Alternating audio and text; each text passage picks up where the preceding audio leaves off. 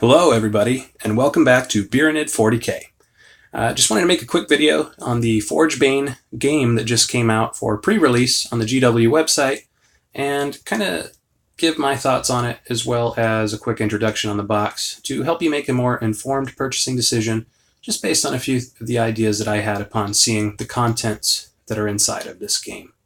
So this game has a small force of Necrons and Mechanicum, both of which are supposed to be able to be used in the standard games of Warhammer 40,000, and it has mixed reactions so far. People haven't gotten to play the actual game, which I hope is a good game. GW made Space Hulk, of course, which means that anything else that they ever make needs to be looked at closely, but they have also had some games that people have not liked. Recently, though, the Deathwatch Overkill box had some good reviews, as well as the Silver Tower release, which I'm interested to know your thoughts on, because I've been thinking about picking a box of that up, and I'm interested to know if you've been enjoying that. What has most people talking, however, about this box is the Armiger Warglaves models that come. These are brand new models in the Warhammer universe, and they're in the Imperial Knight family. You get two of them in a single box.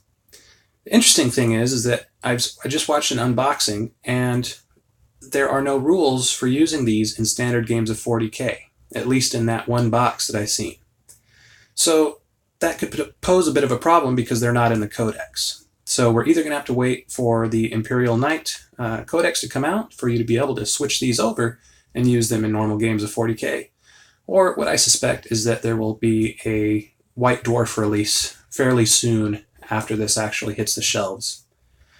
So the stats, however, have been released, despite the fact that the points and all that have not. These are a 14-inch move model. They have toughness 7, they're 12 wounds, they have a 3-up save, and from what I can tell, they have some kind of unspecified invuln.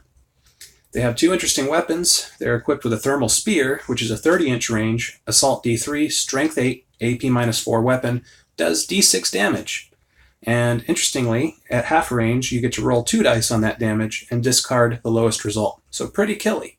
I'm sure it's not going to be cheap, but knowing the way that GW likes to, let's just say, power creep their new releases to ensure that lots of people go out and buy them, they might actually be a competitive choice. But we'll have to wait and see.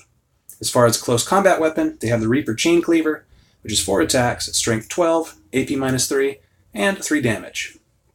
So, what do I think of this box? Well, for me, it looks a lot like the Start Collecting boxes, except it comes with 2 armies. And as far as the Mechanicum goes, it's almost identical to the Start Collecting box, except it just depends on, do you want these Armiger Warglaves, or do you want the Onager Dunecrawler, which comes in the standard Start Collecting box.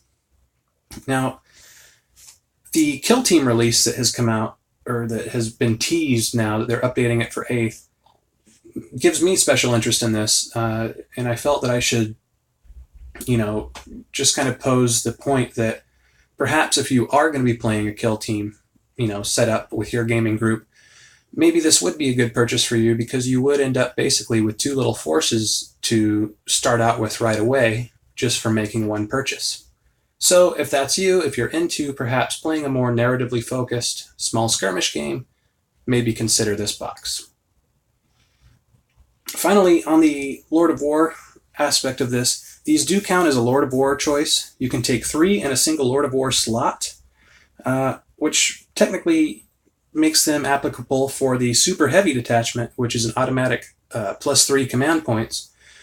But you have to keep in mind that only 2 come in this box, and we don't know the points yet. So if you are going to end up wanting to run 3 of those Armiger Warglaves, you're going to have to either buy 2 boxes of the Forgebane, or go to eBay and buy secondhand from the Bits resellers.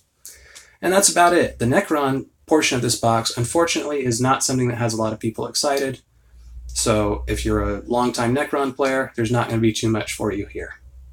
So I hope that this helps you to make a more informed purchase. If you were considering this, let me know if this is something that you're still going to be getting, or if this is something that perhaps is not for you. So I look forward to your comments in the section down below, and I'll be talking to you soon. Thank you for watching Beeranid 40K.